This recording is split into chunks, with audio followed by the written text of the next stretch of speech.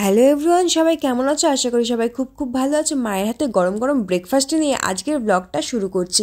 এখানে মা আমার জন্য বানিয়েছে ধনিয়া এগ টোস্ট। এটাতে কী অসাধারণ হয়েছে তা মানে না খেলে একদম বোঝার উপায় নেই। তারপর এখানে তোমরা দেখছো যে সমস্ত জামা কাপড় এখানে ছড়িয়ে ছিটিয়ে রয়েছে, আর তোমরা ভাবছো যে কী করছে এরা, জামা কাপড় এরম করছে, সেটাও আবার দেখাচ্ছে। অ্যাকচুয়ালি তোমরা আগের ব্লগে দেখেছো যে আমাদের দোকান আছে বাড়িতে, তো সেই জন্য যে পুরনো যে জামা কাপড় মানে আগের যে জামা কাপড়গুলো অনেকদিন আগে তোলা হয়েছিল, তো সেগুলো তো এখন আর নতুন মডেল ওঠাতে সেগুলো তো আর চলছে না। তো যেগুলো নতুন মডেল তোলার জন্য যে পুরনো যে অনেক দিন আগে যেই জামা কাপড়গুলো তোলা হয়েছিল, তো যেগুলো এখন আর টানানো হয় না বা বেচা হয় না, সেই সমস্ত জামা কাপড়গুলো এখন বাড়িতে নিয়ে চলে আসা হয়েছে।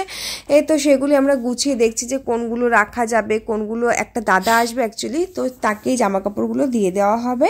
তো সেই জন্য দেখছিলাম যে কোনগুলো দেওয়া হবে, কোনগুলো রাখা হবে না কি, এইসব এগুলো বাছাবাছি হচ্ছিল।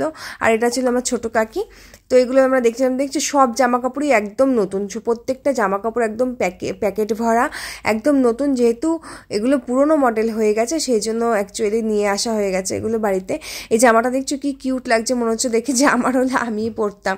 তারপরে ওই দাদাটা এসেছিল, ওকে জামা কাপড়গুলো দিয়ে দেওয়া হয়েছে। তাকে আর দেখাইনি, কেন এগুলো অনেকেই পছন্দ করে না যে তাকে দেখাবো, আর এটা আমারও ভালো লাগেনি, সেই জন্য আর দেখাইনি। তো এরকম যদি তোমাদের মনে হয় যে কেউ কোনো পরিবার বা কারোর প্রয়োজন তোমরা যদি জেনে থাকো, তাহলে অবশ্যই কিন্তু আমাকে কমেন্ট করবে। অবশ্যই আমার এলাকার মধ্যে থাকলে আমাদের বাড়ি থেকে যতটা সম্ভব আমরা জামা কাপড় তাদেরকে দিয়ে দেবো। তো এরপরে মা এখানে রান্না করছিল, ওই দাদাটা তো নিয়ে গেছে গিয়ে জামা কাপড়। তারপর মা এখানে রান্না করছিল দুপুরের। মা রান্না করার পরে আমি খেতে বসে গেছিলাম। তো এখানে আমি খেতে বসে গেছি। এখন আজকের মেনুগুলো তোমাদের সাথে প্রপারলি শেয়ার করতে পারিনি, কারণ খিদে পেয়ে গেছিলো ভীষণই। তো খেতে বসে গেছি, আর ভিডিও করার কথা একদম পাইটে পাই মনে নেই। তো এখানে মেনুতে ছিল মাছের মাথা দিয়ে একটা শাক, আর ছিল পার্শে মাছ, আর ছিল ইলিশ মাছ, আর স্যালাড তো আমার একদম কমনই, যে শসা পেঁয়াজ লেবু এগুলো মানে রোজই থাকে আমার পাতে।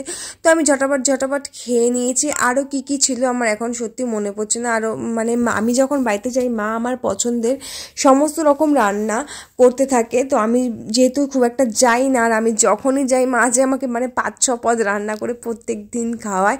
আর আমি না সব রকমের খাবারই খাই, যে এটাও খাবো না ওটা খাবো না এরকম কোনো ব্যাপার নেই, সব কিছুই খাই। তারপর খাওয়া দাওয়ার পরে আমি এসে বিছানায় শুয়েছি। আর এই যে গুলু ভাই দেখো আমার পেছনে লাগছে, ও মানে আমাকে চিমটি কাটছে, মারছে, তারপর বলছি ব্যথা লাগছে, তারপর আবার আদর করে দিচ্ছে গাল টিপে।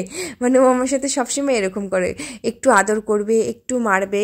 মানে ও আর আমার দিদির মেয়ে, ওরা যেন আমাকে বক্সিং ব্যাগ পেয়ে যায় একদম। তো ভিডিওটা ভালো লাগলে লাইক করে দিও।